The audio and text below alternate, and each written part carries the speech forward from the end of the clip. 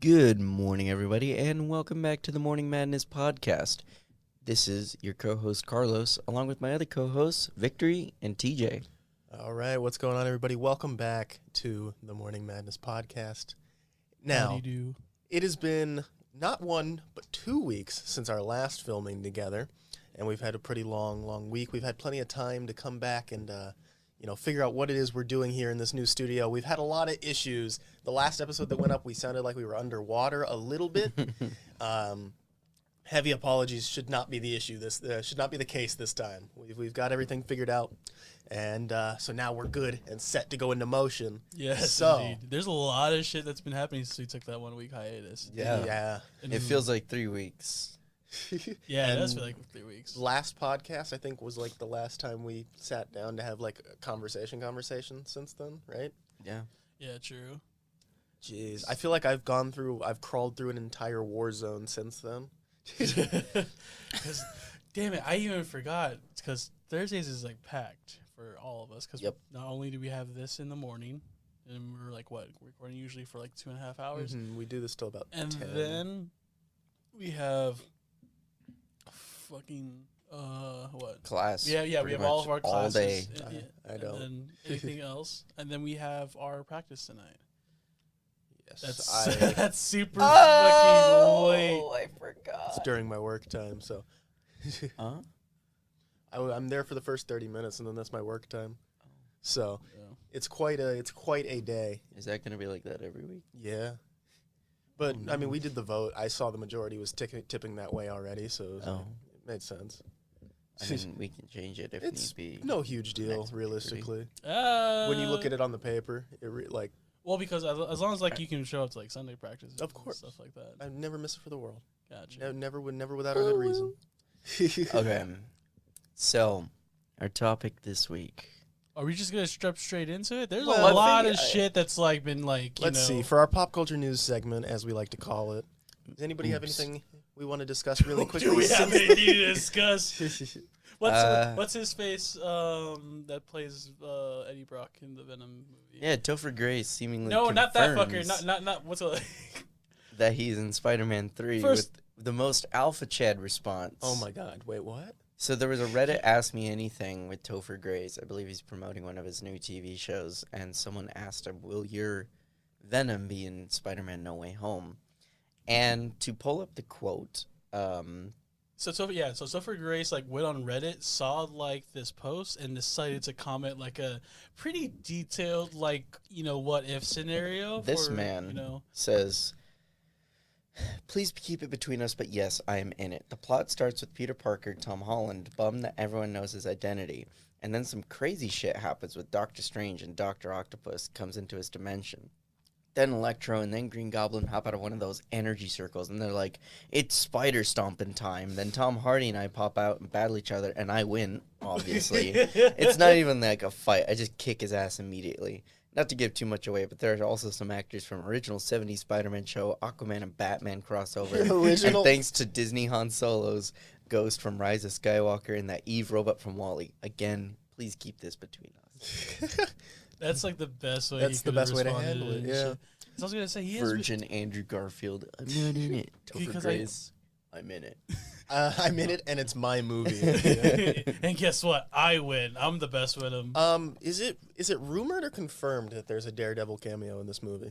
There's probably somewhere halfway through, because there were in the new Spider-Man movie or the new Venom movie. New Spider-Man. They're pretty substantial rumors circulating his appearance and that he was on set, and there was a lot of stuff to point to that. Really? But the shit I'm seeing. It's like it's going completely like the opposite side. Here's the thing: when it comes to actors denying involvement in a project, a lot of people are acting like this is the first time like we've seen actors do this, and this has gone all the way back to like Black Panther, even Captain Marvel. There were so many rumored performances for Captain Marvel, right? They were like, they're going to go with Natalie Dormer, and they're going to go with this unknown that was a stunt double in Age of Ultron. They're going to go with Brie Larson. And they would ask everyone, and everyone would say no. Brie Larson said, I have no idea what you're talking about. The actress for She-Hulk, Tatiana Maslany, again, a week before they confirmed she was in the show, she said, "I don't know what She-Hulk is and why you want me in it, but I haven't gotten an email about that." Next week, we're casting Tatiana Maslany as She-Hulk, Haley Steinfeld with Hawkeye. They're like, "Oh, That's are you?" it. Dude, They're people like, talk shit on her music. She can fucking act. she's good. I really like her. Wait, she's a musician? Yeah, she has a couple of like singles and stuff. I like thought that. she made like that hit TV show in the 70s. Home. What's like? She's like my age, the bro. Haley Steinfeld show, right? You No. know, Oh no! right? With Kramer and all that. That is, god damn it. And they make the joke about the planes and stuff. First of all, no one should be making jokes about planes in September. Oh, it's September, huh? It's still September. Jeez. I haven't been keeping track of times or dates in so long. It's and this actually week November. I've had to juggle so much. All the people in town that I have to work with right now are really cooperative, actually. So I've got a couple things set up, which are nice. But did you guys know that shooting ranges, at least as far as I know around this area, is all based on the local gun laws in the state? Yeah, that's every gun range. I did not know that. See, I'm used to having to be 21 no matter what. Depends, because it depends on it depends on the firearm. Because you could be I forget what the ages are, so I'm not going to make an idiot of myself. But you can be a certain age and handle this one, and a certain age and handle another one, based on what I have heard. One of my residents texted me in the group chat for the room, and he was like, Carlos, is it cool if I have a Tommy gun in here? he invited me Why to would go to anyone want the. to tell you good in the first place? They're so like useless. So that when the RAs come for cleaning checks, you can go. You can stand at the doorway and go. I'm gonna be honest. If someone's holding a tell you go to my face, I'm like, all I gotta do is like just go that way a couple more feet, and it's not like No, I just maybe kinda one like- out of like the fucking. What 30. are you gonna do? What are you gonna do? I'm gonna give him What's an offer up, you Doc? can't refuse. That's what I'm gonna do. Well, I'm gonna give you an offer for me to walk away, and then I'm and just then gonna you sprint start the other way. firing. The farther I get away from you, the less accurate that gun becomes. No, he invited me to go to a firing range, and his roommates and everyone was like, "No, I'm good." No. Why But- you say no? Well, I didn't have time that day, but okay, I gotcha. was and then I was like, "Wait a minute, can I even go to a firing range?" And I looked it up, and I was like, "Oh yeah, I guess I Yeah. could. I think I can handle any assault, well, not any, but most of the assault rifles, but not a pistol. Really? Mhm. What's the clause for that? You have to be 21 for a pistol, I believe. Really? to conceal it and whatnot. Yeah. Oh, Because- for concealed carry. Got you. well, just An for assault rifle you cannot conceal. Are they called? I'm pretty sure. They I'm don't- they're sure. not I'm called sure. assault I'm sure you rifles. could. It Have wouldn't you be ever done shot well. anything? Have you but- ever shot anything? No. Yeah. Have you guys shot a gun before? I Yeah, I have have. a couple times. A lot. I really want to. Like at a range properly. Like I want to learn how to properly and safely fire a gun, because I feel like if the time ever came, Zombie apocalypse is coming pretty yeah, soon. zombie It apocalypse. doesn't have to be a zombie apocalypse. I hear a noise in the night. We can go check it out. The Purge, I'm going suburban John Wick in that invasion. motherfucker. See, yeah, I would love to see. I'm gonna have to go back to this range a couple times, so I would love to just make it a normal thing, because or like maybe not a normal thing, but like something It that gets I do expensive. with is the people. thing, It though. does, Like yeah. it gets It's an expensive like hobby. rental, like ammunition and shit. Time on the Right. range, Well, like, it keep all in mind, I'm not accumulates. like a huge gun nut. Like I'm just going to the range to know that I have that skill. And the crux of the video is, does doing shooting ranges in VR improve real life aim? Actually, yeah. There's been a lot of. From what I can tell, the answer is yes. But I was gonna say, I did a paper on that a couple years ago. really, Yeah. Because what they do for officers now, they have a place up in Salt Lake, and it's kind of like a VR set training simulator though too. they probably use like the force tube and pro tube attachments that give you real recoil and stuff, which is something I'm looking into for a second version of that video to try to really hone the I don't skill. know the equipment that they're using, but it's like a VR simulator like sort of thing that they use for officers for training, and they have you like you can like go to each person pays like $80, and then they put you in like a bunch of different scenarios that cops go through and shit, and like it ranges from like noise complaint to like school shooter. Mm-hmm. and like literally everything in between. And the goal, I've seen the school shooter one. Yeah, no, it gets intense and shit. I think when I was doing that, my stupid ass was that there's a part where it's divided by 3 screens. So like mainly in front of you and like towards the sides and stuff. And there's a part where I think me and my partner at the time, I went with a bunch of buddies. This is like years ago. Passed by. And like, guess what? It was like one of the shooters. It was one of the shooters and shit. But he was like running within the crowd, and he was like not pocketing, but he was holding the shotgun like on his side and shit. Yikes. So these got real, and these are just meant to like train officers and shit, like the different types of scenarios. There's even one where like it was a noise complaint. Started out as a noise complaint, and then escalated into like woman running out with a knife, and then now we have the shooter. Yeah, interesting. Oh, see. It's crazy, like. The amount of training that these guys go through, and just real world situations. Yeah, in my opinion, shit they see. And I want to say that a lot of the cops get a bad name because of the bad cops and shit. But that's you get your bad employees. No, I mean I agree. I mean I there's a lot of people in my area that are cops and they're great, they're wonderful. But it's just a systemic issue that needs to be addressed. Not today, but we'll have a day about that. So thinking about cops, do you guys remember Dirk Dastardly from Wacky Races? I do. The guy who looks undoubtedly. I know what show you're talking about. Never indulged. See, he looks like a cop. He looks like Dr. Doofenshmirtz if Dr. Doofenshmirtz was a cop. He was also in the Scoob movie, the new Scooby-Doo movie, the live action, like the 3D animated one. Call me Dick. He's a hilarious character, and I only know of him through the few times I'd seen Wacky Races on like Boomerang in the morning. But just to find a way to jump on over. What is with you ever notice that there's a serious weird issue with the archetypal bad guys having huge fucking noses? I think it has to come from the cartoon industry having something against Jewish people, right? It depends who you ask. If it's Hanna-Barbera, yeah, sure. Yeah, Hanna-Barbera is like that's. I'm pretty sure Dirk Dastardly's a Hanna-Barbera character. Yeah, I think so too. Dude, I don't know. Like I definitely think that's like a cartoon industry. As to why, no fucking idea why. Because like you just have these things in the industry that's just like that are just kind of like there, and like without it. They just don't work, stuff like that. Like Johnny Bravo's entire character. Dude, no, Johnny Bravo fucking now is like Pepe Le Pew, Johnny Bravo, they're done now. Those guys cannot anyone that just I will bet fucking money on this right now. There's gonna be someone out there right now, like a producer who's like, oh, let's remake Johnny Bravo and shit, and it's just like, and they'll be like The Rock. No, not even Bravo. That. Like, not even that. They're gonna fucking make him completely John Cena as Johnny Bravo. You just give him the long hair. Realistically, he's that big. Like he is that big. Like after watching Suicide Squad, I would say he's a good. His muscles literally look like they are like he was born that way.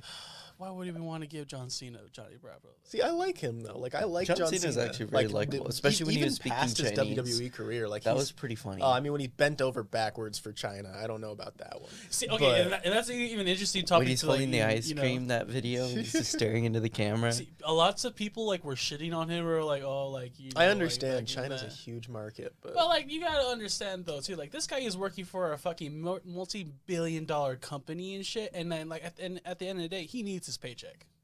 Just attitude adjust to the people in the corporate chairs. Dude, bro, I watched his returning match against I think it was Roman Reigns and shit. I watched the highlights and stuff. Dude, homeboy can still do it. I can imagine because these guys are taking bumps. Don't forget this guy has been through a lot. He went through 3 Fred movies. Okay, like WWE's nothing nowadays. You know what's funny though, is that in regards to China and everything. Shang-Chi is performing worse than most any Marvel movie ever in China because they just don't like it.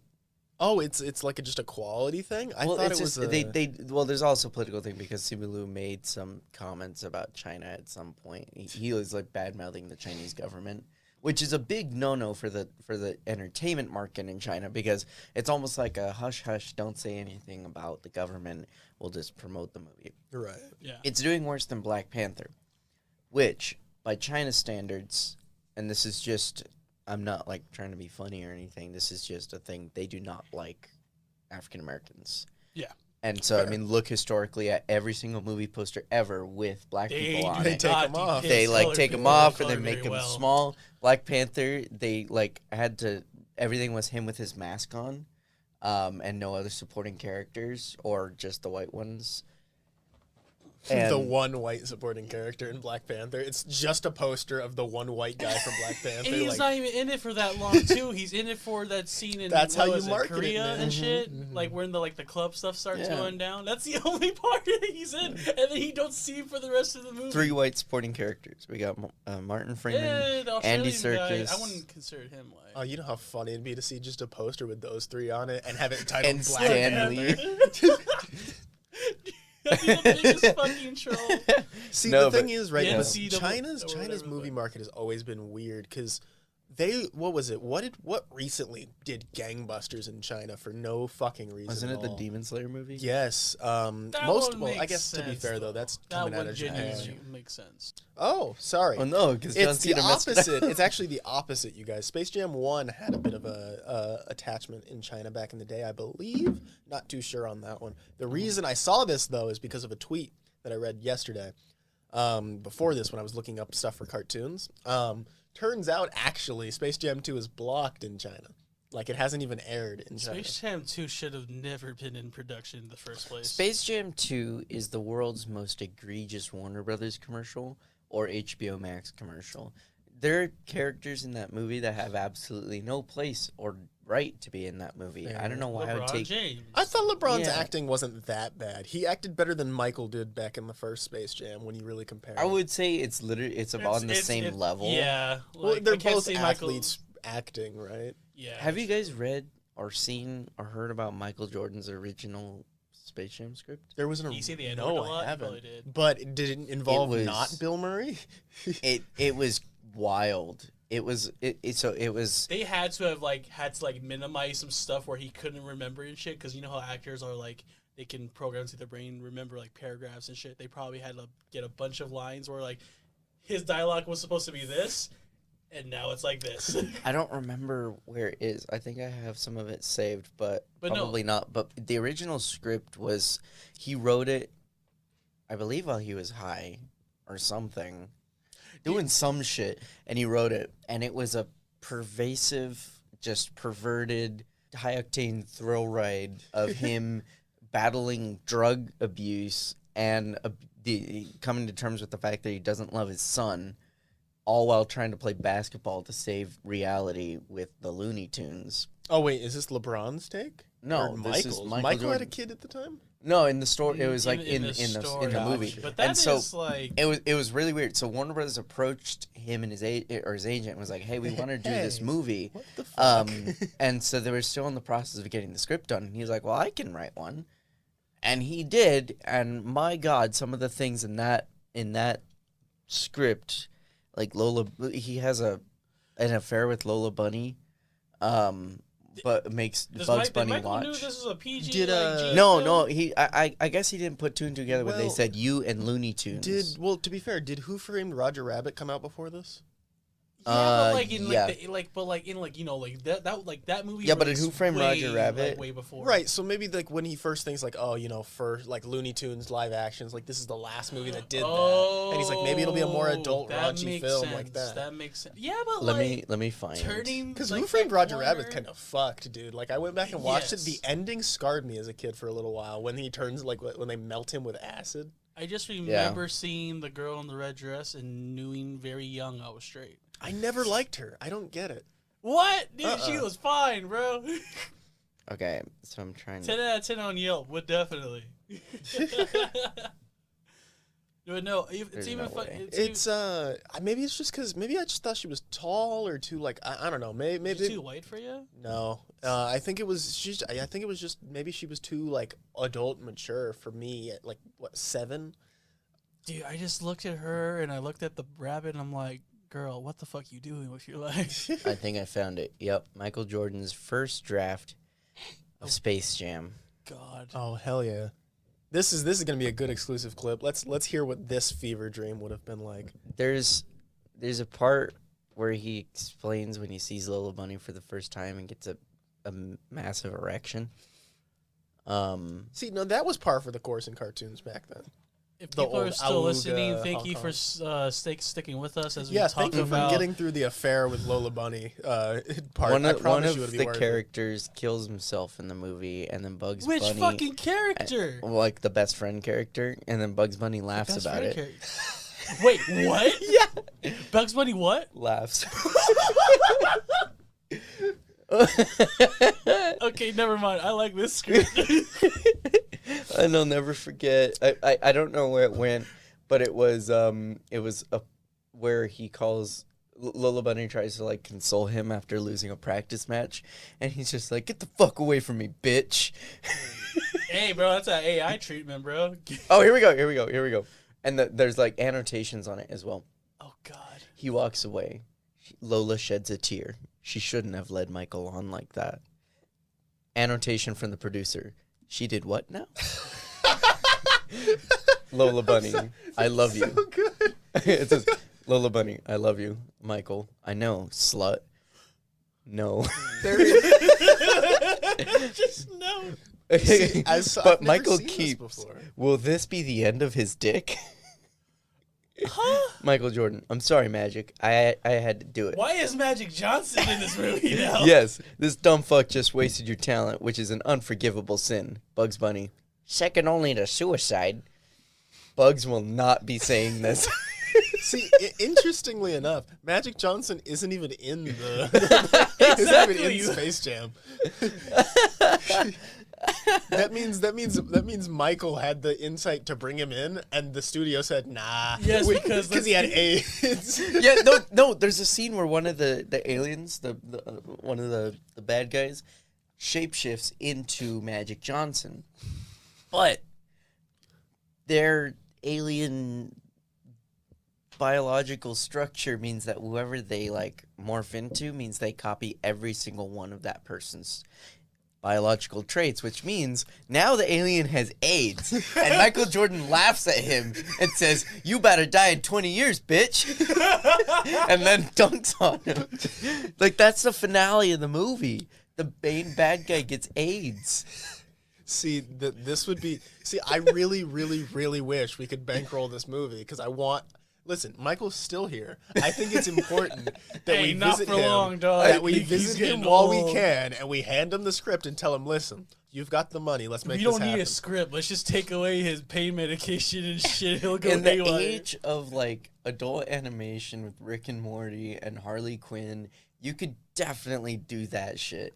You could definitely Hearing have him Bugs calling Bunny go second only to suicide would second only to suicide. be the... Oh, man. that and then just seeing Bugs will not be saying this, just reading the annotations with the screenplay was just My question is, what the fuck was Michael smoking, and where can I get it? Because if you, I mean, when If you're you when are you're right NBA in champion, when you're NBA champion, you can afford a lot of was good he stuff. even what's like? No, was he a 2-time or was he a 3-time NBA champion by the time he was like done filming Space Jam? Enough to give him the movie, that's for sure. Well, then it must have been like his second or third. Then definitely. Well, he had already retired for baseball and shit. No, but he was coming back. Yeah. This is what's called. I think Space Jam happened. The whole like I'm back like facts like the whole facts thing Gotcha. and whatnot. Which, by the way, that is the most badass way to fucking announce to the world that you're coming back to the sport that you love and shit. Have you guys ever heard of that? No, Do you have I am AIDS? 7 years Huh? old. You say you have AIDS? No. No, the way that Michael Jordan announced that he was coming back to the NBA after the whole fucking baseball incident. Yeah. So he sends what's the word? He sends a fax that's just 2 letters, and it says "I'm back." Nothing else. It just says Those those are 2 words. words. Oh, I TJ. have Exactly. seen that. I've seen someone recreate that recently. for Iconic. something. And then he goes on. Then he comes back, makes his debut, and then fucking kills it. Imagine if no one got that fax. Like, he sent it, and then they were Just just like, accidentally goes to some paper company and Yeah. like Here's the thing: when 6 states people, over. when it's like when he sent in the fax, there were camera crews waiting. So I think it was like scheduled and shit. People were waiting for like this like long thoughtful after a long time away from the sport. You know how funny it would have been if he just sent him like get fucked. Like I made you wait here for like 3 hours. That reminds me so much. I think it was like 2009 when the Dodgers brought on Manny Rodriguez, and I believe he was on the Padres before? I forget what team he was on. Sounds right, even though I don't know much. He was on one of our rival teams, and he had announced he was done with baseball. He was just going to retire. And then the next season, the Dodgers brought him on, and he just did a press conference. I'm done losing baseball, bitches. He comes on the press conference. All he does is he goes, "I'm back," and leaves. And I'm like, what? That's it? And he just does jazz hands, and then he leaves. And then he's the worst player we ever had. God, Manny Rodriguez sucks. That was the worst decision. Worst financial. He was so expensive, too. He was the most expensive signing for the Dodgers in, like, 40 years. I don't know why people, like baseball people, keep deciding to sign all these big players and have them bust, and it pisses me off that MLB doesn't even have a salary cap either, too. Baseball's an age sport, right? Like, the younger you are, just naturally the better you're going to be, right? Once you get past 35, it starts getting really hard. It starts getting hard to get picked up because, I mean, Andre Ethier and the Dodgers, I mean, I don't remember his exact age, but I mean, I think he's nearing 40 soon. Or maybe past it at this point. I haven't kept track. But, like, when I was young and I was watching the Dodgers, he was in his prime. Yeah. But then, by the time I grew up and was in high school, he was getting out of his prime. So he retired. And then he came back for a couple seasons for the Dodgers, kind of on a lower paycheck. And he used to be our number one big hitter. We would rely on Andre, and now it's kind of like, buddy, you can do it. Clayton Kershaw, straight out of high school, pitched a no-hitter. That dude's got a fucking cannon as an arm. Yeah, but that cannon's dying. And well, that's the thing though too. Interestingly enough, and whatnot though too. With sport, like talking about sports and like your decline, I feel like the more contact you have, like the longevity and whatnot, it starts like. Well, and the reason Kershaw stayed with the Dodgers for so long, he's still on there though too. He's still on the Dodgers, and the reason why is because he came straight out of high school, literally graduated, went to the Dodgers, and just got an insane signing deal because they saw his potential, and that potential was realized. And now every single team in the league wants him, but they're never going to get him because the Dodgers are forking over millions. Yeah, but like for his arm, I'd pay that much.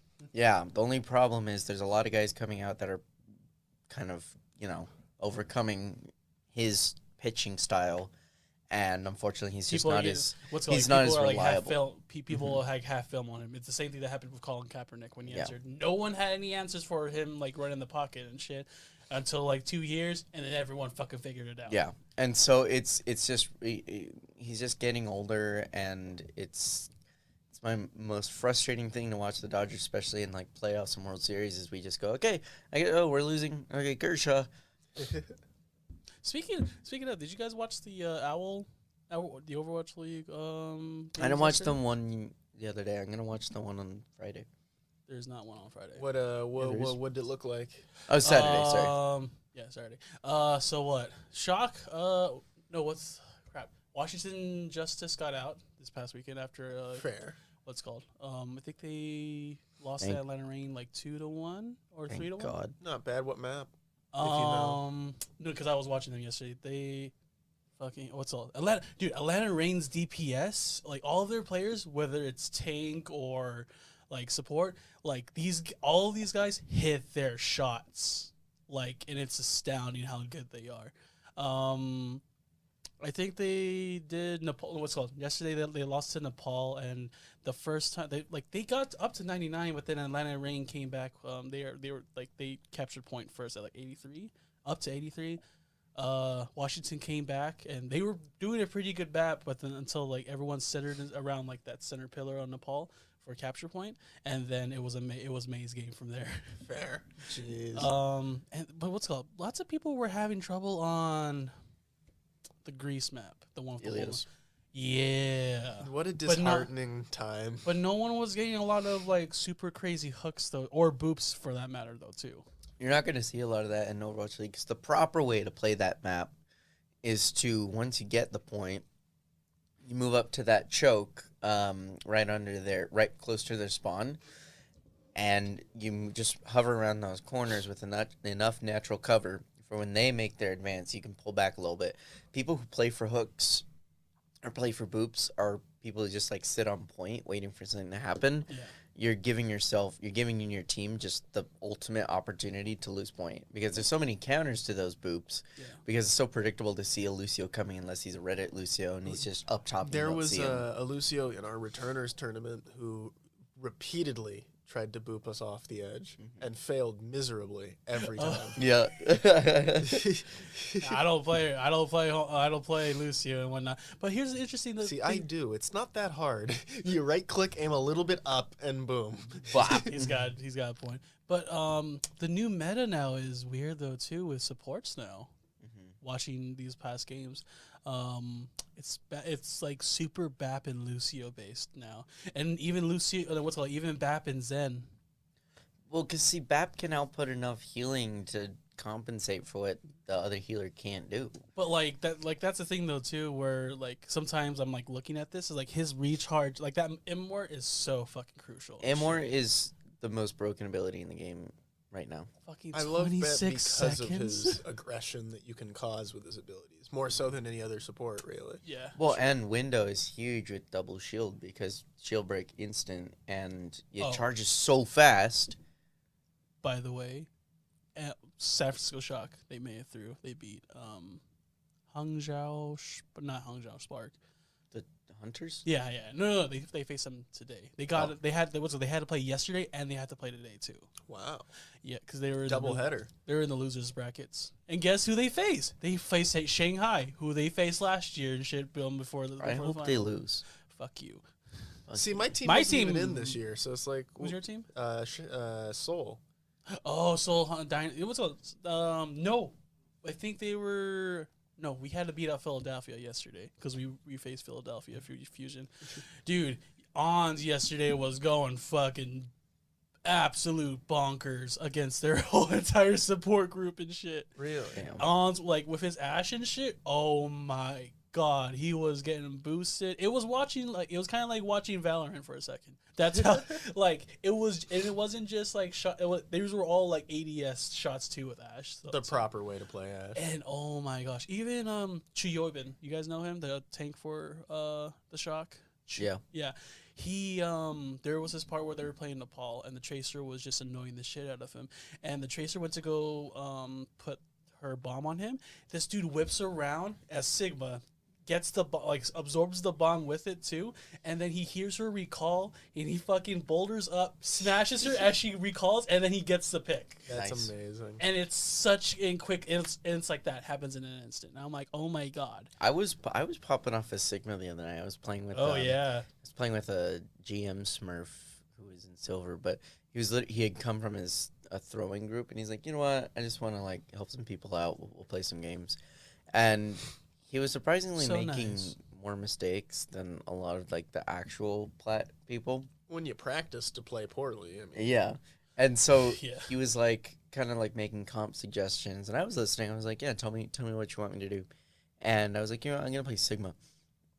I just started shredding and like landing every single rock. Got like every single flux was like a 3K plus, and he looked at me. He's like, hey, maybe you should just like play Sigma, and then maybe you'll just like climb. And I was like, sure enough, I just started playing Sig, because the thing with Sig right now, Hog is coming back, Diva's coming back, which Zarya's out. Zarya's out of the meta right now. I don't, dude. Here's the thing. I don't think she'll ever be out because of Grab Dragon and like the fact that her ult can we've all seen it and shit during like Overwatch League like videos and shit, like with that grab and shit, can instantly win a battle instantly if played correctly. I've had a couple of matches where we've been doing a lot of Czar Monkey lately.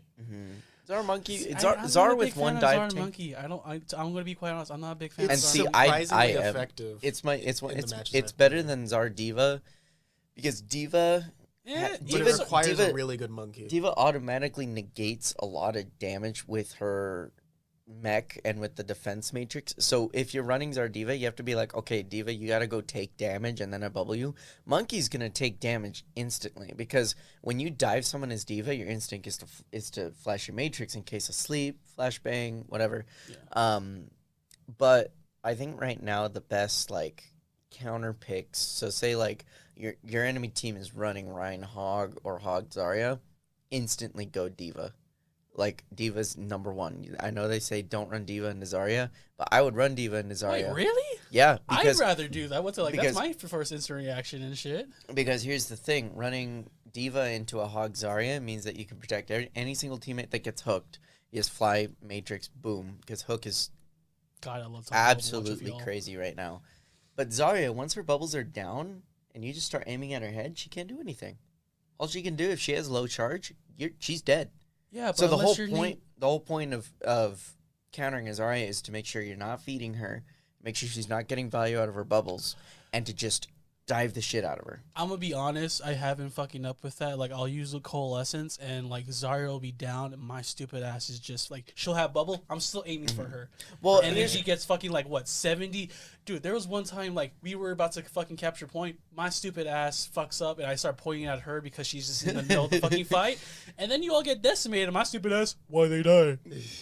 Yeah, I'm sorry. That's one thing we're gonna talk about is don't feed Zarya, because if there's one character that doesn't give any, like, benefit to shoot at, well, yeah, but also, just, like, especially for, like, fucking Warrior or shit. You know, like, there are tells in the game for certain things. You know, like, you can tell when Orion is shattered, the way he starts playing, the way he starts shifting around, flashing his shield. That makes me nervous as fuck, too. It's just a mind game. Hug, you can tell when he's gonna, like, try and aim for a hook, because same thing, he starts moving around. Zarya, however, there's absolutely no way to tell in the middle of a team fight what her charge is at. Yeah, but like except for looking at her beam. back. But like, what's like and the beam. That's all. That's because the beam gets bigger, it gets louder, and then her back starts glowing like profusely.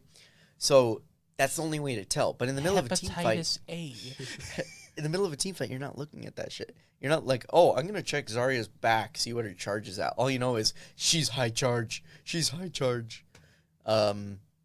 So, yeah, I don't know. I just feel like running dive into any kind of Zarya comp is just massive.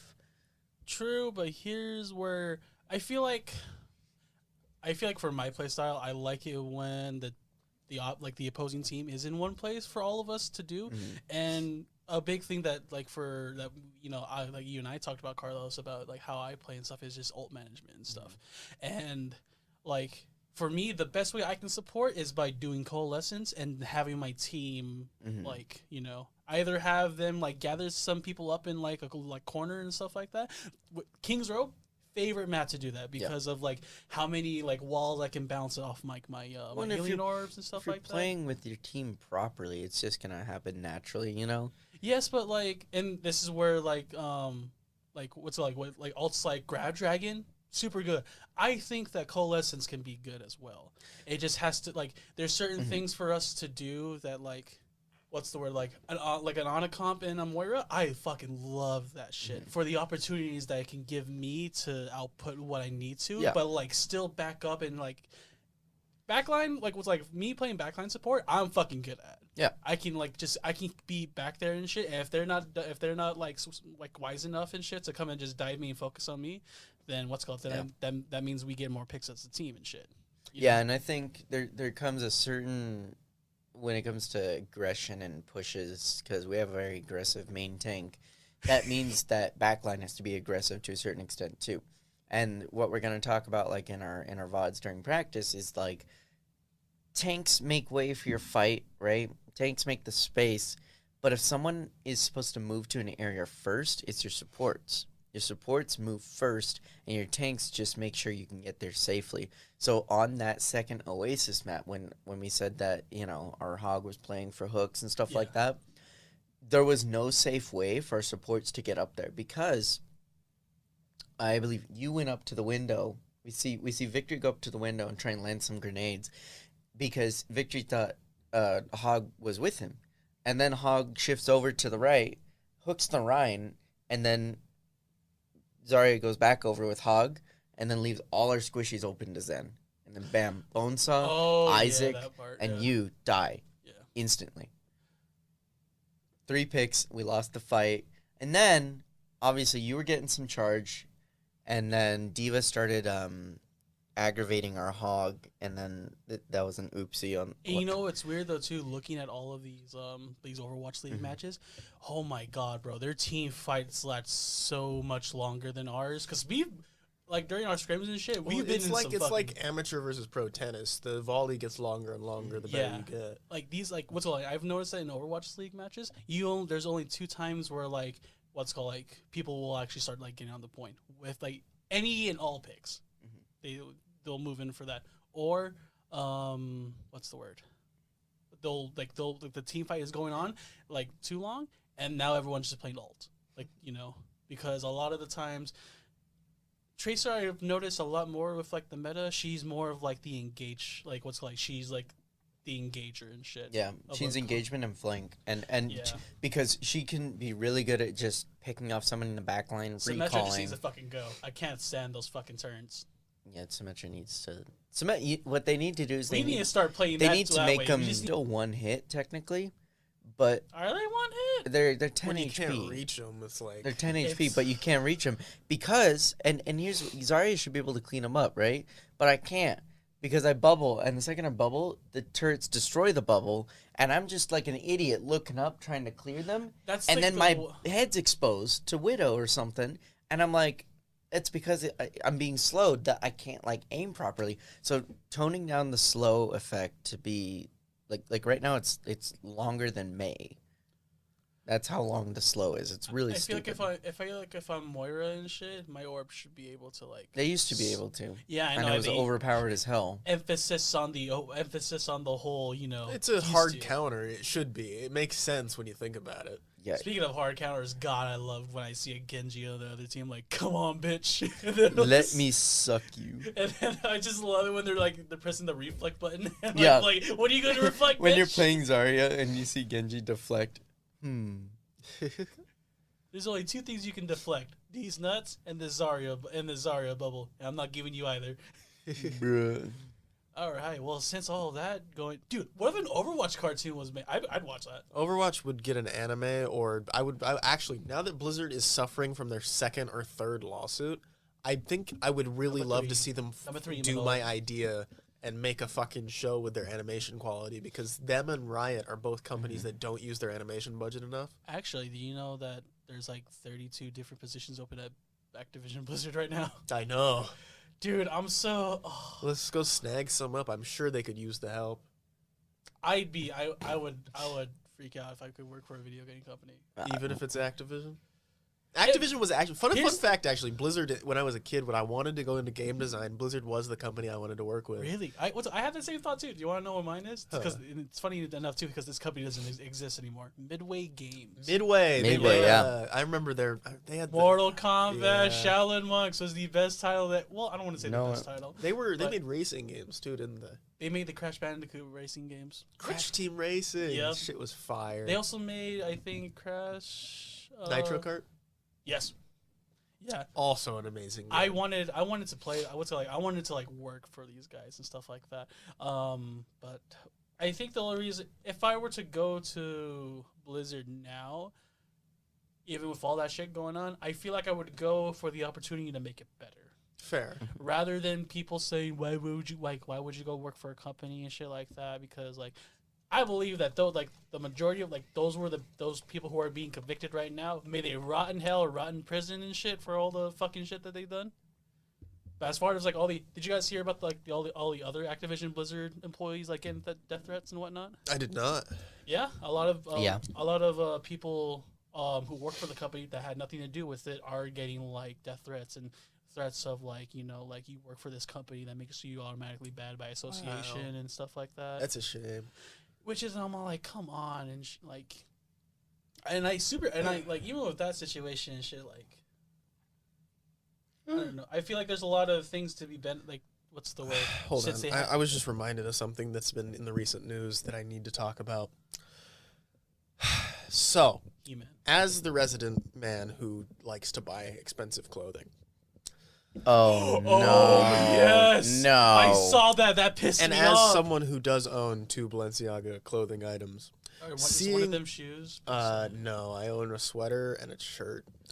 One of the things that has pissed me off this week is the Fortnite x Balenciaga collab. Now, the issue does not lie in the design, nor does it lie in the collaboration. The issue lies in the price. Now, Fortnite has already made millions of dollars as a game. That's no surprise. I wouldn't be shocked if it made $1 billion. Balenciaga is a company that is known nowadays for selling really high quality products at really high prices. $500 for a jean jacket that says Fortnite on the back in the Fortnite font should not be that worth $500. If anything, the Fortnite name and logo should depreciate the clothing item. One, because it dates it, which is something that most items, don't have to deal with.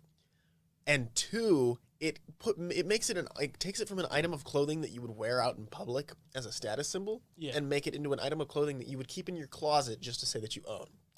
Now, it's specifically for content creators and streamers, which is why I was considering buying one. No, god damn it, no. If you did, we couldn't talk anymore. Yeah. Just a white hoodie that says Fortnite in black font. I'm not joking, Vic. We could literally make for $20. Like, it's so hilarious. I have the prices here, and I have the pictures too. So this is like just a plain white shirt with Fortnite.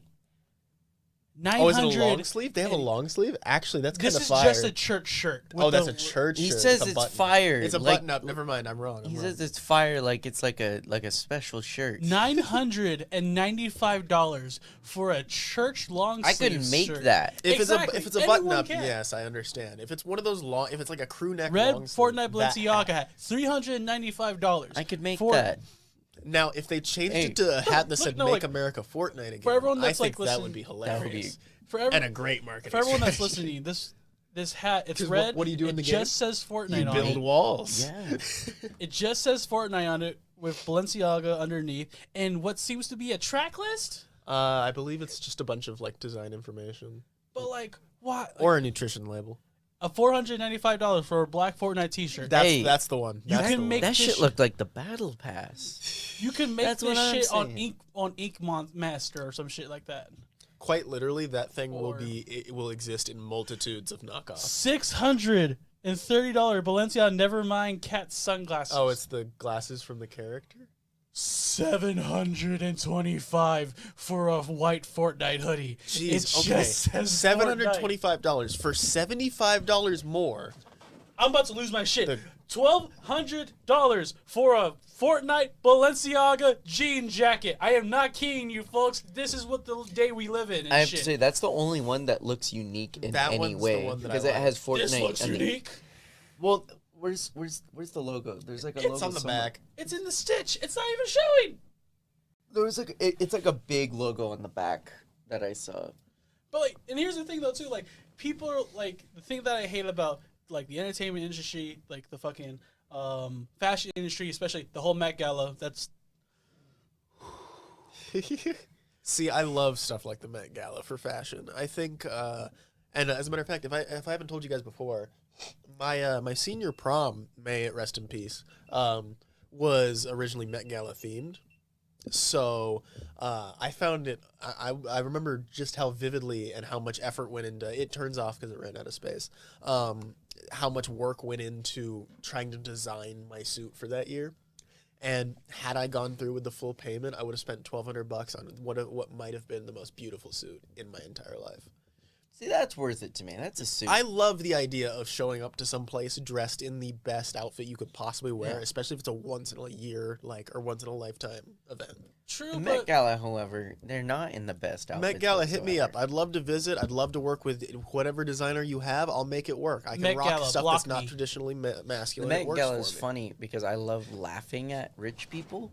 So seeing them walking around making themselves look like buffoons is the funniest thing to me. The fact that they think they're cool.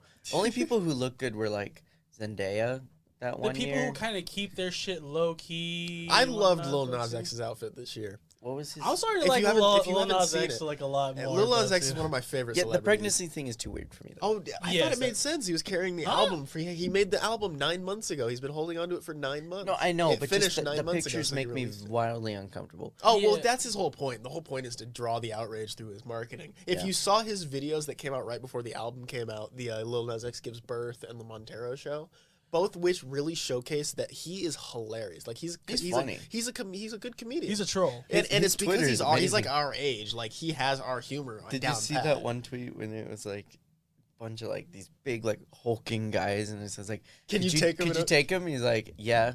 Oh wait, yeah, you mean all fight? at the same time. Oh, you mean a fight? But no, like let's we're talking about the Met Gala. Easily the biggest story there was AOC and her hypocritical fucking dress and shit. Okay, so, right. We're gonna touch on this very lightly. Here's the thing. The thing about AOC is that we were just saying Lil Nas X is like one of us. He's like in our generation. She's not in our generation. She's a generation above.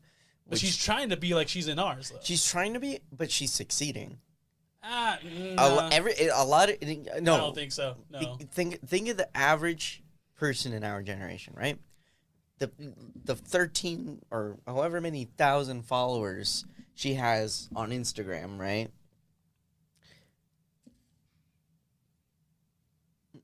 You moved it. Why did you? I thought it just moved. You looked at me like I did something to shit. I thought it moved on its own. No, you moved. This man Scooby Dooed his ass in the thing. Homeboy scared himself. Where'd the straw come from? I didn't move that. Homie looked at me and said, "Ruh-oh, Raggy." Anyways, now look at her, and it's sort of like the same way that they looked at Jennifer Lawrence when the Hunger Games were coming out. And like, she's like me. She likes pizza. It's that same kind of trope and that kind of what do you call it? That like repetition. And I noticed that because when I was growing up and the Hunger Games were popular and Jennifer Lawrence was popular and she said in one interview that pizza was her favorite food, every single 14-year-old girl said she's my best friend.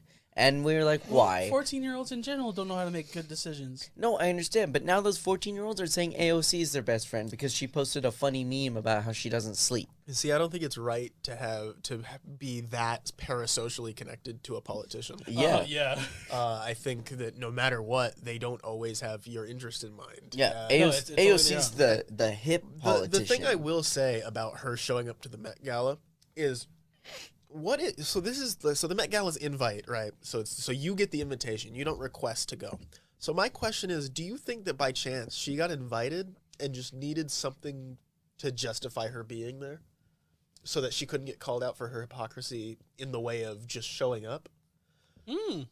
That's actually pretty good. Because I feel like if she just showed up to the rich event being the person who's all about taxing the rich, whether or not you're on her side or not, it would make more sense for her to go and attempt to make a poorly done statement than it would to show up in a beautiful dress designed by a really expensive fashion designer and just kind of, assimilate into the population. Yeah, true, but at the same time, like, if your whole platform is, like, taxing the rich and, like, rich people are doing this when we need to involve, like, all and, like, be inclusive of everyone. Well, isn't she about, like, corporation taxes more so than, like, celebrities? Because, like, celebrities are the ones who will pay their taxes. Corporations and, like, CEOs and all that and corporate executives, those are the ones who will find a way to not pay taxes, right? But the thing is, no matter what, they're just gonna find a way to not pay taxes. Yeah, but like her going to the Met Gala and whatnot, knowing full well who runs this, what kind of people go to this, who people who probably help fund the event and stuff like that.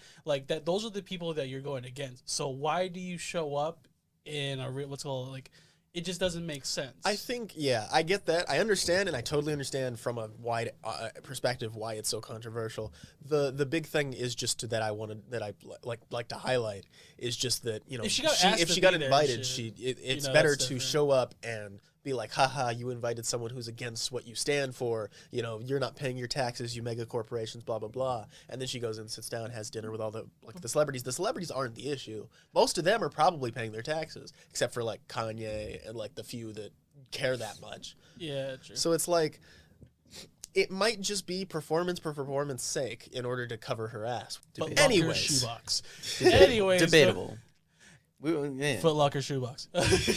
Anyways, what's called? Yeah, Saturday morning. So today's topic. Today's episode is about Saturday morning cartoons for the next 30 minutes. 30 minutes. Because we all know, we all love those Saturday morning cartoons. We all grew up watching them, depending on what the age gap is and shit. For starters, were you guys Nickelodeon, Disney, or Cartoon Network kids? All the above. Did you have like one that stood out more than the rest? It depends. No.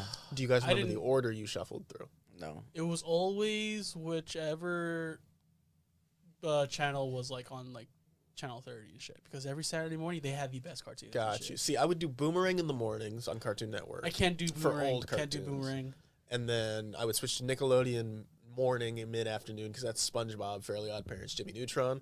And then the late night slot and the afternoon slot was Disney because they had all the Disney XD and this is before Nick. Disney XD, bro. What's called Disney? Like for like preview best in teenage or boys? Back when I was younger, Jetix was the nighttime. Jetix was the best network. What were you gonna say? What? You said Disney. I heard Disney and prepubescent. No, they're like the best like show for a prepubescent boy at the time was Jetix because Jetix had everything. Some fire shit, dude. They had Super Robot Monkey Team, Hyperforce Go. Yeah. High five. Shit was fire. Absolutely amazing. They Yin Yang Yo as well. Comedic hilarity. Yin Yang Yo. From start to finish. That was the original Rick and Morty. It was written so well. Every episode had enough jokes. It's just like, let's just imagine like if like two little Asian kids who knew Kung Fu was getting taught by an old black guy. Oh, it's so good. It's so. Now that I think yo. about it, actually, hold on. It's a black guy voicing a panda named Master Yo. I never really caught that. Oh, that's And like when he was younger, he totally had an afro too. Like that was a character trait. Nice. No, but like, there's one joke that stands out to me from that show, and it's the tortoises from the '80s. Tortoises from the '80s. I think I know what you. And it's like the There's weirdest so- reference, but it like anybody who's seen it knows what it is. There's so many innuendos in that show. That's why I loved it. And I bet you if we go look at it now, we'll notice so much more because it's been a while since I watched that show. But no, Jetix had even all the best power all the best seasons of the Power Rangers. Did you guys watch Digimon as kids? Dude, Digimon's. I don't think I watched Digimon. Digimon is better. Is way better. Are you familiar with Digimon? I know what Digimon is, but I the didn't. absolute absurdity that is the evolution line of Digimon. Do you know what Digimon is? Do you know what Digimon is? I know what Digimon is. See, as someone who only watched seasons 1, 2, 4, 6, and then like the Cantonese release of there's a lot. There's like 8 or 9 Digimon series, and some of them aren't canon, some of them are, some of them take place only in their country of release.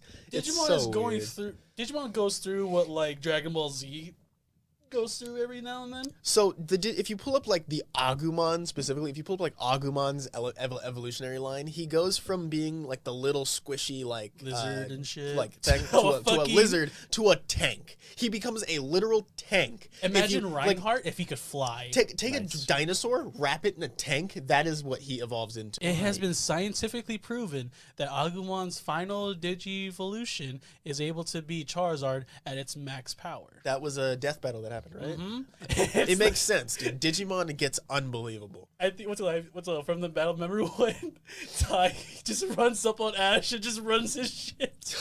No, just imagine this battle because you know how Pokemon trainers don't get involved, right? So in this death battle, it's Charizard versus Agumon, but I think he's in War Greymon. Yeah, War Greymon stage. Again, just think of Reinhardt if he could have the power of the sun and could fly. So these two are going at it, and the Pokemon trainer's like, "Get him, Charizard!" Tai just runs. Tai runs up and decks his ass. Like Tai runs him for his foams. He goes, "Let's go. We're about this shit."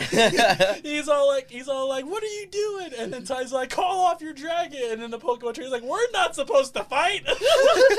Just with the most confused look. It's so good. And then like the battle ends with like both Charizard and Ash like literally disintegrating with the power of the sun and shit. Dude, Digimon got hectic. I remember Digimon when got I dark. sat down at the age of like 13 and watched the first season all the way through when it was being released on Nickelodeon because they were doing the marketing for fusions, which sucked. They fucked that up. Well, so it was a I good remember show, it though, gets so. to the end of the first series, and they go from going on their adventure, getting their crests, learning what they're about, learning their abilities, to fighting literally like what is essentially a biblical angel that is about to destroy the entire universe, and almost does it. Like they only get to fight him when he's like halfway to doing so. Yeah.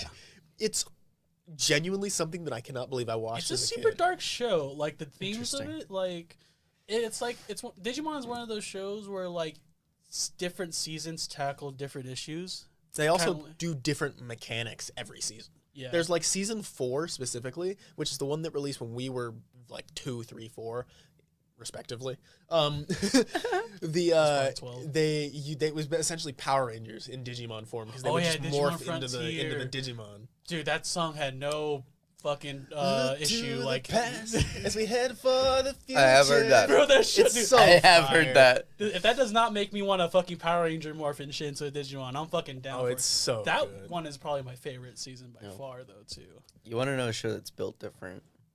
Spectacular Spider-Man. Spectacular Spider-Man was really well done. That was my thing. That's also here's the thing. critically I favorite love TV Spider-Man cartoon, the right? animated series. You know Jake And- Bell from Drake and Josh was the voice For of that. Ultimate Yeah. Spider-Man? Wait, No, no, for for Ultimate Spider-Man. Ultimate Drake was Bell was Spectacular. Ultimate. Spectacular was Drake Bell. Ultimate was Why isn't Drake Ultimate- Bell Spider-Man? Ultimate Let's was give Drake Drake Bell the Spider-Man. wasn't suit. Ultimate Josh? It was on Josh Disney. Keaton, right? Well, no, because maybe they might have switched halfway through, but I know Drake Bell was It's- definitely the voice at the beginning of Ultimate Spider-Man. Yeah, you're right. Spectacular Spider-Man might have been someone. Oh, different. Spectacular was Josh Keaton. Yeah, Ultimate And then was the- 'cause- Drake Bell. yeah. Ultimate because that was the one on Disney XD and shit. That was the Yeah. one that involved like the Nova and all that. Yeah, all that. It's that one was pretty- good too. That one It's was pretty too. good.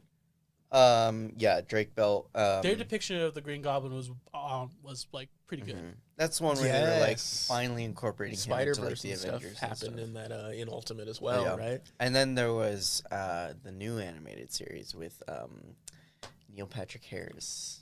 Is that the Oh, new one that- that's out right no, now? no, No, that's, it was the one that came between between animated series and It Spectacular. was Sony's like attempt of like doing like an adult like themed Spider-Man TV show and shit. And then it just kind of flopped after Got one you. season and shit. What, the 80s Spider-Man? The No, one? no. This Do you is guys like remember? mid-2000s. Was Spectacular the one where? No, that's not. Spectacular is not the Spectacular is the one that the released Spider-Man in like the 2010s. when I was a young kid. It's this one, the new where- animated series. Got you. It looks really weird. Oh no, yeah. Oh. It's like semi 3D animated. Which It is looks like why a PS2 game. Yes, Yeah, it does. it's interesting. Although new animated series MJ made awaken something within me. Oh yeah. But By chance, was it so after Spectacular? Maybe when I was younger, I vividly remember the cartoon Spider-Man when like the specific arc that I remember is when he's fighting Kraven and he gets the serum that gives him the actual spider arms. Yeah, Oh, yeah. The old one Is from that the 90s. that's the and shit. 90s yeah, Spider-Man? yeah. 80s That's the one I Spider-Man is watched. the That's Japanese also That one. was the one- one that had Spider-Man Yes. and His Amazing Friends with it, right? Which Yeah. they remade just recently, and I don't know how I feel about that. And that's the one where it has the greatest piece of over voice acting when he has the black suit. With the Electro. you, sucker! Shocker. Oh yeah. It's so good. God damn it. Homeboy was out They to sold fucking that murder. Homeboy had NBA Youngboy vibes, bro. Mhm. No, so those shows had some of the best like arcs that I've ever seen a cartoon tackle in Yeah. terms of like physical stakes when I would watch it. It's like when specifically the 90s Spider-Man that I partook in. I remember watching it and seeing that episode and going, "This is fucking gruesome." I didn't know this was a thing he could do at the time. Yeah. I remember being very like scared, but Spider-Man's just running everyone's shit. no, yeah, those shows were great. Did you guys like? So did you guys like actually watch through Spectacular Spider-Man? Because I didn't. I did. I was too young. Yeah, I think I did. I think there's so I many don't. characters at one point where like it just became over convoluted and stuff. Yeah, I think I kind of spaced and kind of forgot most of the stuff, but I remember most of the key points. Okay. I do remember the Halloween episode, the iconic Halloween episode when he shows up, and I believe it's him and Gwen. And then Doesn't he just show up? No, as it's Spider-Man? not. It's not Gwen. It's he's meeting Betty Brant, I think, at the Halloween carnival, and she's like, "Where are you?" And he shows up right behind her. He's like, "Oh, I'm here." She's like, "Oh, sick Spidey costume." He's like, "Thanks." And then MJ and her friend walk up, and MJ's like, "Damn, Peter, you wear that costume well." And her friend goes, "Yeah, you can web me up anytime." Oh, these damn windows, bro. They knew what they were doing. Exactly. He was. And never forget, what was the name of that show, that Avengers show? Avengers Earth's Assemble, Mightiest Earth's Heroes. Mightiest Heroes. Oh my god. Dude, that shit got dark. That shit got dark, and that shit was horny as hell. God, whoever was animating Black Widow and Wasp were on something. Like, someone They recounted... weren't that bad. No. Someone went through and combed... I guess you could call him a coomer for doing this. But they combed through every single episode and found every instance of when they, like, focused on Black Widow's butt or Wasp's boobs. And it was actually egregious. Like, it kind of made me sick. I was like, this is, for a kid's show, this is too much. It's all that. What would you call that? Straight propaganda. Yeah. They're showing something to make our They're kids brainwashing the kids. They're putting Chemicals. asses in the cartoons, turning the kids gay. Fuck you, Dallas. But no, What's his genuinely, name? Alex Jones and shit. Yeah, but Yeah. quite genuinely though, it is interesting because you'll go back and you'll look at the shows you watched as a kid, and the innuendos in them are always way funnier to go back and watch. But like comfort shows are like all I watch from my childhood, like religiously. I've watched the same like 6 shows 9 times at this point, I think. And so going back through something like, let's see, what was I going through recently? I just recently watched through Avatar again, but that doesn't have much fan service in it, luckily. Thank God it didn't. Yeah. I mean, obviously, nowadays, I feel like the fan base sexualizes the characters more than the show ever. Oh, yeah, no, 100%. Yeah, that's the fucking problem with fan bases and shit. Especially anime. I vividly remember like Korra being a show that was so critically disliked that nobody would even bother to try to care about the characters' interactions. And then the Tumblr text posts started coming through upon the revival, and it felt so interesting to hear people finally critically analyze Korra as a character because they never did it for her before. And nobody cared enough. Yeah, you're right. But like, she did, like, the thing is, like, the writers made us not care about her because they're like, it was just. I was on the train where like I didn't like her. Really? Yes, because I felt like they didn't do a good enough job trying like fleshing out like. I think as its own piece of media, she's very well fleshed out as a character. There were just some times where like. I would want like for a 30-minute like time frame and shit for like there was just. Like some of the things that they're tackling with her issues and stuff as like become like the new Avatar and shit. It would have been better if it was fleshed out longer. In the second season, they do a lot of that. Like they do a lot of the stress putting on, and when they're in the Southern Water Tribe dealing with the spirits, they do a lot of that, and then they pace it so poorly. Yeah, and I think it's the pacing and shit because but the third and fourth season or the third and fourth book, I think, are done really well. Or is it? Yeah, it's 4 books, right? Yeah. No, definitely the third and fourth seasons they did things well and whatnot, but I think the damage was already done. Fair. You wrote this. First of all, I just think the cockiness of the character was turning out a lot of people. That's one of her most endearing features, I think. It's the character growth that happens over time as she slowly becomes more and more traumatized and whittles down into an actual manageable hero. I just think that if they switched arcs, maybe start with like the whole spirit thing and stuff like that. Maybe rewrite how you're gonna enter that would have been a really strong point. The fact that she was super cocky in the beginning and now like all of a sudden like the world doesn't need an avatar, Right. So like it was super hard for like people like me to get involved because like if the world's already in peace, then why are you here? I get you. That's fair. I don't know. I think they have I think it's just they have really good character moments in Korra. Like the ending of season 1, Amon's death, Probably one of my favorite favorite If subversions there's one of show that expectations. has like genuinely good side characters, that show. That is very. The Never Avatar seen it. writers are really good at that. Well, you haven't seen Korra? No. Have you seen Avatar? No. That's I'll the kick goddamn ass right now. I don't even know how I never got into it. Like, it seems like something I was would one of love. those- No. It was one of those things where, like, if you had cable, this was the show. Yeah, you see, would I watch. didn't have cable. That's Exactly, very yeah. fair, I guess. I got caught up way later in life when it came to the. Actually, no. I watched it as it released. Yeah, I weekly. did too. Yeah, now I remember. Yeah, I'll have to get into it because it's definitely something I know I'll like. Korra, I came back and watched what's years later. Like, because they stopped releasing it on. They took that huge break between season 2 and 3, I think. And that's what made it so like two different stories. But it's where, because like, they kept saying, "We're gonna cancel you. We're gonna cancel you." At the end of every season, they're although like, "We're canceling you." people like were upset because like, oh, she's bi. That's weird. Well, and shit. you gotta remember back then. When that did come out, that was like a huge deal. That was like set 8-9 years ago, and Okay, I'm gonna be looking at her. You know, I mean, yeah, you could tell. You can tell from the get go if you really know it. But back then, people didn't have that kind of thing. People weren't used to seeing people like that, so they're just like, she's just a muscular woman. It makes sense. and Which is, but like no, like people like were upset and shit. I'm like, why y'all upset, dog? Like why? you think that Most- like half the monks back in the day, like Shaolin monks, were sometimes gay. Like it's not. No. A lot of them were celibate.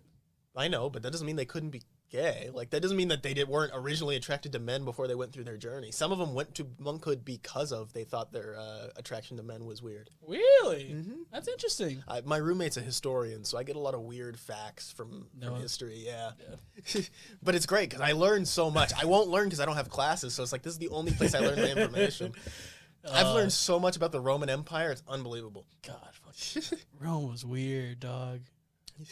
Anything like legit, like while in Rome, like when in Rome, you just said shit. So niche cartoon that showed up on Cartoon Network in the hours of 4 to 5 a.m. Oh. Did you guys ever hear about the show, The Secret Show? Now I understand why you wouldn't hear of it because it's called The Secret Show. Oh, homie, it was not a secret. But you saw it? I wish I could. Thank see it. fuck! I have never met somebody else who has seen this show before. I feel like I feel like you have to jog my memory. Yeah, you have to jog my I'm memory. gonna pull something. I know the name 100%. But this is one of my favorite things that would come on in the middle of the night because it's so absurd every episode. Hold on.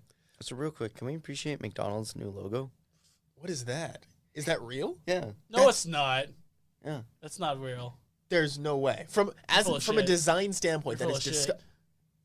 That's McDonald's official Facebook image. And there's no N. McDowell's.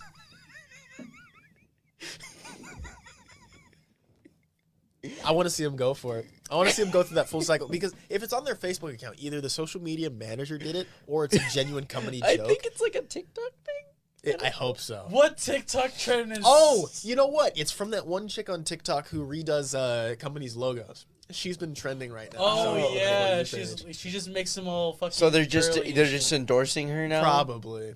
Wow. That's actually really funny. I won't lie. McDonald's. Here we go. Secret Show theme song. So here, I'm gonna pull it up right here. Yeah, this show was Yep. fucking weird, Yeah. bro. Yep. See, I loved this show. It was so stupid, but it had some of the best like it always started by throwing this old woman out of her own show set, which I thought was hilarious because it's an old person and you're stealing what she owns. But the show just had like a specific kind of comedy that I really liked, and the fact that nobody I ever spoke to had ever heard of it bothered me so much. You're all like, did this show actually exist? Yes, because for the longest time I was like, I can't explain these to anybody because the jokes don't make sense out of context. It was very physical animation style humor. It was something I could You only want to talk about experience with someone something who you saw had to it. be there for. Happy Tree Friends. Yes, I missed the wave on this. I remember being around friends as they described it and watched it together, but I didn't know about I it. So remember please hearing regale about me it. with the story of Yeah, Happy Tree you just Friends. had to be there. There's no way to describe Had it. to be there. You gonna look it up right now? That was what? It doesn't matter because second, now third grade. you're right? gonna look it up now, expecting something. Back when it came out, we didn't expect that. Well, it was a Yeah. Netflix sanctioned show, right? Yeah. Well, what's called back when like Netflix like was like starting out and shit. They had like porn on their fucking like Really? Yeah, they did. Trust me. They still basically have softcore porn in a lot of their originals. So Yeah. But that one is and even Lars like von Trier puts legitimate porn in his movies that are on Netflix. So you could find pornography on Netflix if you wanted. a lot of their shows are super like a lot. Like, I feel like people. What's the word?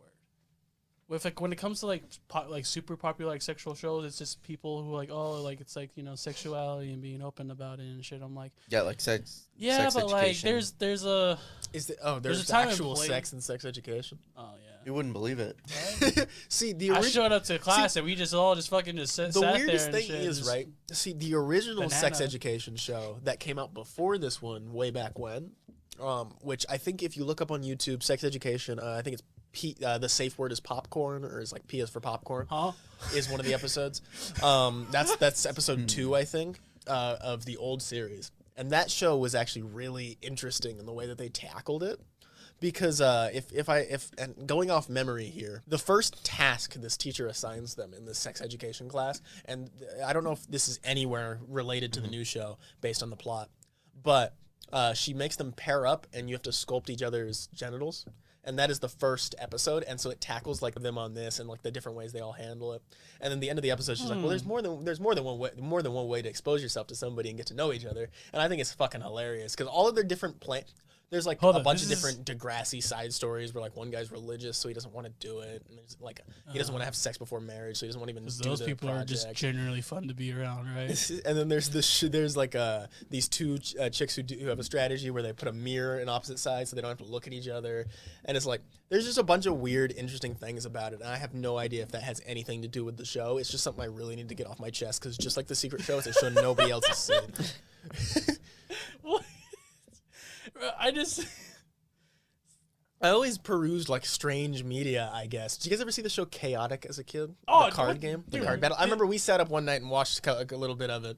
But Chaotic was fire, dude. That is one of the greatest concepts for a game, and I'm so pissed The dialogue they won't make a VR version. I really want them I to. hate the fact that the dialogue in there is so bad, but I keep fucking watching I don't it. think the dialogue's that cringy, to be honest. Dude, what? No, like, go back to, like, before they started doing the 3D shit. Bro, their dialogue is, like, legit bad. Well, I mean, the 4Kids version has some bad dialogue. The Disney XD 4Kids version's a little better.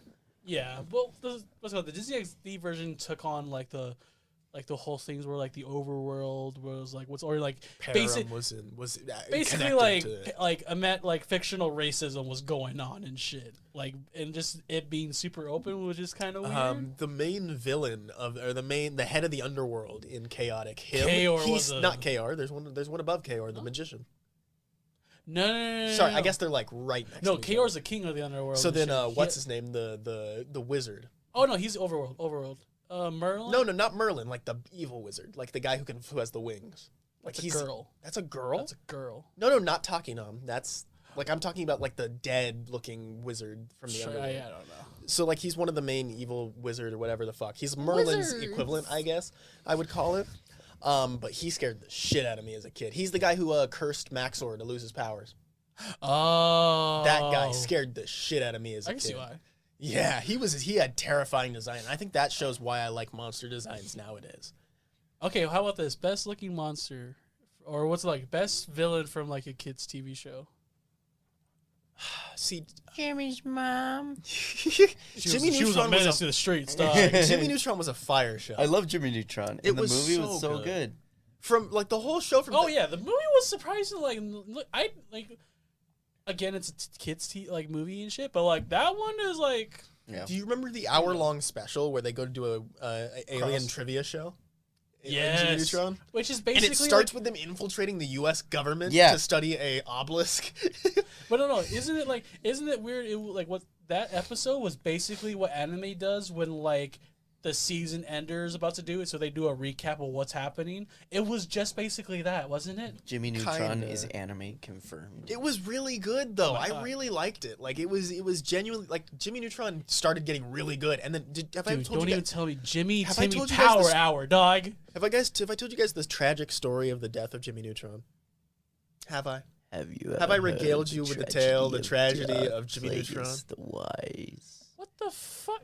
Okay, yeah, no, go for it. So mid 2000s, right? Right. The big cartoon arguments are going back and forth between, you know, DreamWorks and Disney at the time. They're going back and forth in the movie world, right? Yeah. And cartoons, you know, are prospering, doing really well. Nickelodeon's at what I would argue is its golden age of cartoons before Nicktoons separated from Nickelodeon. There was this company called DreamWorks who saw that Disney was setting out to make a movie called A Bug's Life. And they said, actually, it wasn't DreamWorks, actually. It was a company alongside DreamWorks. But DreamWorks also made their own, whatever the fuck they made at the time. Ants? No. Ants was not a DreamWorks movie, was it? Yeah, it was. Well, okay, so then it is DreamWorks. So I love Ants. Ants is actually incredibly more based. So DreamWorks decided to make Ants to counter Disney's Bug's Life. The decision was so poor, and the reception to Ants was so bad that the company that was in charge of Jimmy Neutron, who was hired on to help DreamWorks with Ants, the animation for the movie, went bankrupt. The company had to shut down and stop production on Jimmy Neutron because of a fucking ant movie. Yep. And guess what? A couple years later, another company releases the movie Ant Bully and trumps both of those movies significantly. And that movie sucks. I think Ant Bully is really good. I hate that movie. It angers me. Ants. It has moments. Bug's Life too. Fuck Bug's Life. Ant Bully is written really well. Some of the comedy in that movie still slaps, but just the overall movie angers me. That is totally fair, and I hate the Exterminator and anything to do with him. But the game that released alongside the movie, there we go. Now we're talking. If there's a movie-based games that's fucking fire, it's that. That was the era where they were just making banger games for movie releases. Spider-Man Over the Hedge 3 for the PS3. Over the Hedge had a phenomenal game as well. You can't even find Over the Hedge now. Can you not? You can't. No, it's becomes super fucking scarce and shit. And you could probably find some, but definitely for not what it's worth. I have the PS2 disc just sitting at home somewhere. It was an amazing game. That and the Madagascar video game was also really good. The first one, not the second one. The first one had shuffleboard, mini golf, all these mini games in between every level. Such a good way to get a kid interested because we would just hop on the game and play shuffleboard. Dude, I just would. When I was a kid, I just would look at the covers of the games. I'm like, that looks cool. I'll buy that one. That's how I bought Tak and the Power of Juju, and that was one of the worst decisions I ever made. That and the El Tigre game because I liked. Cartoon-based video games was the greatest way to get me to spend money as a kid because I bought the El Tigre game because I liked El Tigre, and it was such a shit game. The game was so poorly done. I think the best game I played as a kid that I would honestly buy again would be SpongeBob Battle for Bikini. Battle for Bikini Bottom. THQ Nordic, who are also making another SpongeBob game that comes out in a year, the Cosmic Break or whatever. They just know how to work SpongeBob. THQ, give me my SmackDown vs. Raw remakes already. Actually, THQ needs to get on SpongeBob Lights Camera Pants remaster. That's the other game? Nah, I don't think that one. Really? As much as I love that game, it's a party game, which is why I think it's got more longevity. Yeah, that's true. It's better to play with friends, but I don't think they would that's not. It doesn't. I don't think it condors or what's the word? I don't think it deserves a remake for that reason though too. I guess because party games now are not what they used to be. They're just not popular in general and shit. They're not hard to get people together. You need online. Not even get people together, but if you look at games like Jackbox Party and stuff like that, those games are geared toward they are geared towards gamers. Mm-hmm. These are games that you play with other people willingly and shit. Yeah, and there's there's not a lot of games that do good. Mario Kart isn't as popular as it used to be, and that's why the Wii was such a revolutionary. Which I don't know why they keep making Mario parties. My question is, who's buying all these fucking Mario Party games? They're Nintendo. Well, Nintendo's a closed system, so they'll just make whatever because people are gonna buy it. Yeah, but that's the thing. I want to sit down. You guys heard of video game Donkey? Yeah. I want to sit down with someone who's a fan of Nintendo and just ask you why. Alpha Rad would be a good person to ask, I believe. He seems to be the Nintendo content creator, from what I can tell. I don't know, man. Nintendo doesn't have all the only appealing game I feel they have is either the Pokemon? Metroids. Not this Pokemon. Not Sword Pokemon and Shield. as a series. Yeah, Pokemon as a series, they have about 8 out of. I would argue they have 8 out of 10, or a solid 8 out of 10 for the majority of their games. Did you guys watch the Pokemon anime as a kid? No. The Johto region. The one where they had May. May is The girl. Hoenn. Yeah, Hoenn. Hoenn. Ash out here hoeing around, dog. My question is, how is the fact that Ash like will leave these girls and then they grow up, but like Ash is like the same and shit? Ash has some weird like he has that Pokemon ability where he has like a hidden ability where it just keeps him young and everybody within like a 5-foot radius. He's got a passive healing buff. Oh my god, that's fucking hilarious. Yeah, I just. Do you guys have like a cartoon that sticks out as like a favorite from your childhood? Like the devout favorite. I think when it came to music, Oliver and Company was a really good Disney movie. Fair. Okay. If you guys haven't seen that, anyone who has never seen that, I generally like challenge you to go watch it. You'll have a good time watching it too. It has all the makings of the feel goods. Fair. What about you, Carlos? Probably Courage, Cowardly Dog. Courage the Cowardly Dog. That's a good one. You know what? Invader Zim would be mine. Though. Yeah.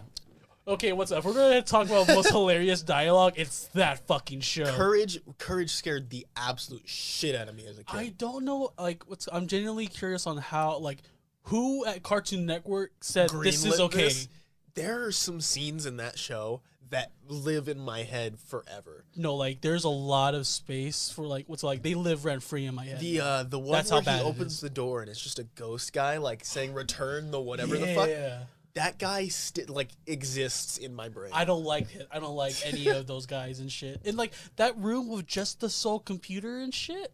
Actually, there's a lot of allegories and like a lot of symbolism and stuff in that show. Really? Is it representative of a lot of like old folk tales and stuff? That's what I hear. Like biblical tales. So there's a lot of different things.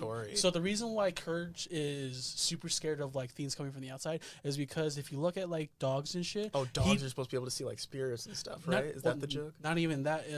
Because Eustace and Muriel, they live out in the middle of nowhere. They're an old couple. They don't get out very often. So the dog, all of these apparitions and stuff could just be people that the dog is seeing for the first time. So it's like, I don't know who you are. I don't know what you... Bathtub crocodile. How do you explain bathtub crocodile? Well, no, but like also the thing is with that show though too, apparently there's like this thing where like the dog got into like the medication of like of the couple and stuff. Gotcha. And is like starting to experience all this stuff. But even like that room with the computer, that's supposed to be symbolizing how people filter in their information and shit. How sometimes, because you remember that like sometimes the computer would be wrong. It said, "Oh well, you're shit out of luck. It's not my fault. It's your fault. You know, because you didn't use the information adequately." Like that was symbolism of how like and. Fucking think about it now, like that's fucking just symbolizes like a whole lot of shit about how it like tells about our society and whatnot. I think I have to go back and watch more of that. They recently did a collab with Scooby-Doo, right? Yeah. Like the movie just came out. I think that's long overdue. Yes, let's put two of the biggest bitches together. I cannot believe that they took them this long to do a Courage collab if the Harlem Globetrotters got collabed with in 2006. Yeah. Scooby-Doo was already heading towards the Harlem Globetrotters.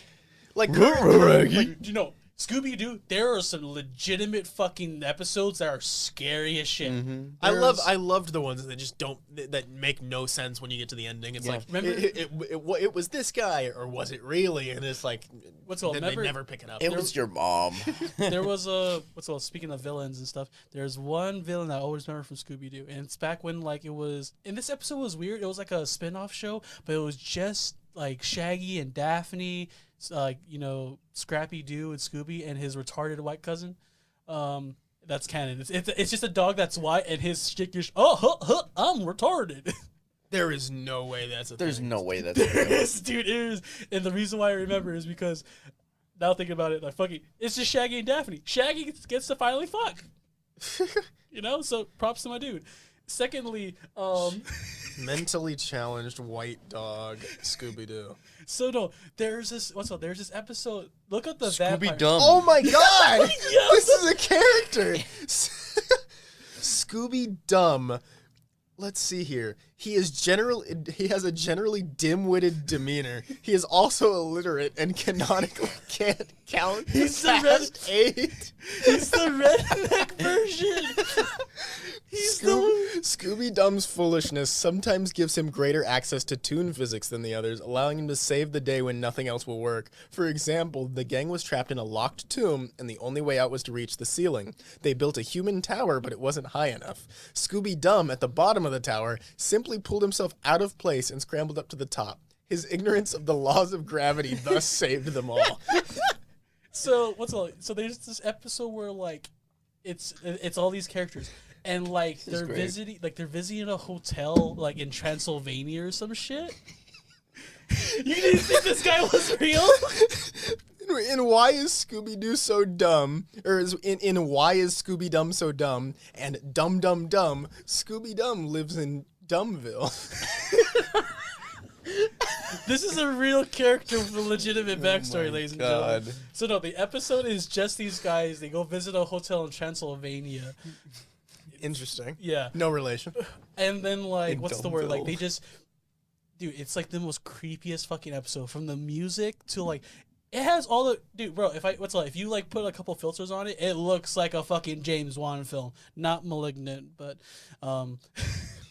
fucking Malignant. I forgot we watched that movie too. Bullshit. You guys have seen a lot of movies lately, huh? HBO Max, my guy. Gotcha. It's worth it's what's like in the days of streaming now. Oh my god, is it worth it to like have these platforms? Oh no, I have all of them. There would be no reason not to, except for the stupid ones like Amazon Prime. I think Video if I'm gonna say anything about that movie, if anyone's really all that interested in seeing it, just don't go into it with expectations. Go in with an open mind. Know that it's a brand new movie for this producer, but just have an open mind when you go see this. Let's run a gauntlet for 15, 20 more minutes, and then we'll do a quick. It shouldn't take that long to go to the drive. Yeah. So really quickly, let's go through it. Shows that popped up in shows that need to be coded. SpongeBob needed to be. How do you guys feel about Fairly Odd Parents? No complaints. I think it's gone on too long. Homie, they said the N-word in that show. I think it's gone on too long. Yeah, I think agree. as soon as the dog was added, I think it should have ended there. As soon as the baby was at it, should have Timmy Turner. Poof was fine all the way up until once the dog showed up. That's when the show started getting weird. No, as soon as the girl showed up. Well, the girl came after the dog. What? Yeah. No. Uh huh. The dog's been around for a couple seasons. Are you sure? Yeah. I swear the girl showed up first before the dog. No, because they changed the theme song for the girl. They didn't change the theme song for the dog. Gotcha. When they give Timmy Turner his schizo meds and his friends Costco and Windex disappear. Jeez.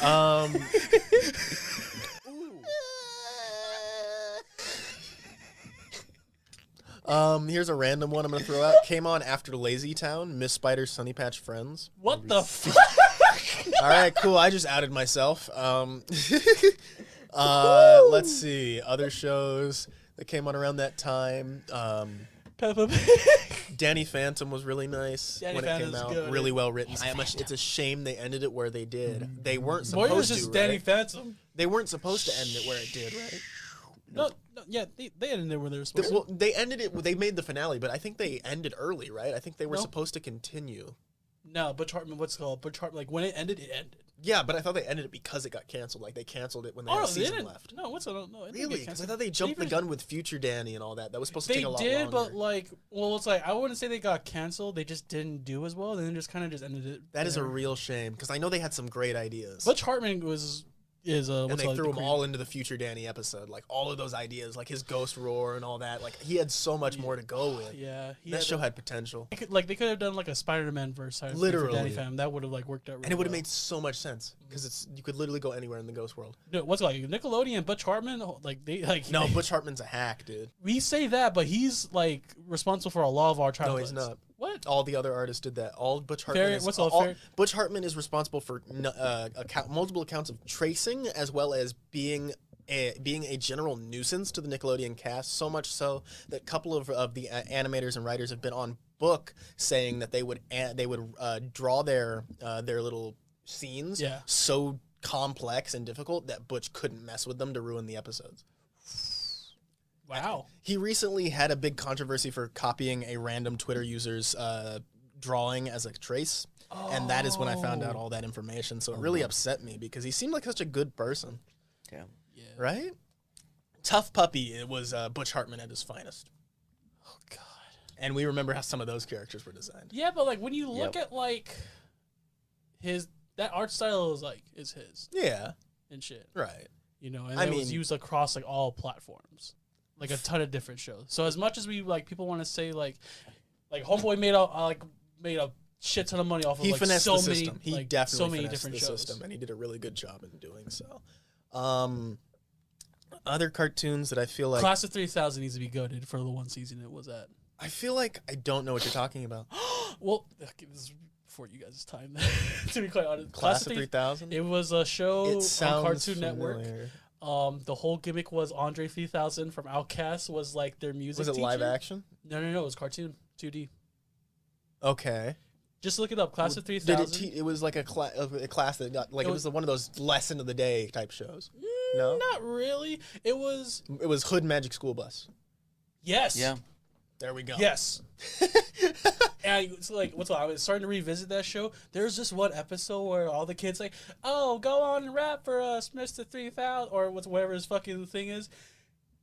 Oh my God! If I was a kid in that class and I was just ripped and hearing him spit, if you were a child in class their age ripped, I don't think things would go over so well. I don't know. It was the hood, so who knows? Those kids were probably already tripping. Yeah. But like he's spitting. It's just Andre 3000 in cartoon form.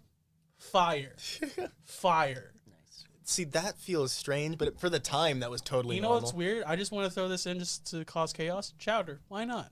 Chowder, Chowder, I never liked from a comedic standpoint, but from an animation and visual standpoint, the way the characters moved, but the design stayed in place is one of my favorite things. Yeah. It's so cool to me because it's a really cool visual game. Were Chowder and Flapjack, was it? Were they the same? They were the same time. So Class 3000, Chowder, I think they all came out within like the same. Time span. Were Chowder and Flapjack the same animation studio? Yeah. I can't stand Flapjack. There is one specific video from Flapjack of a dog doing a backflip and the ear rape that follows that I remember perpetuates the group, one of my old group chats. And I guarantee you, if I sent them a meme, if I sent them that exact video now, it would still kill all 5 of them because it's just so funny for no reason. It's gonna take more than that to impress me, and then the dog does. It's just so stupid. That's the one. There's it.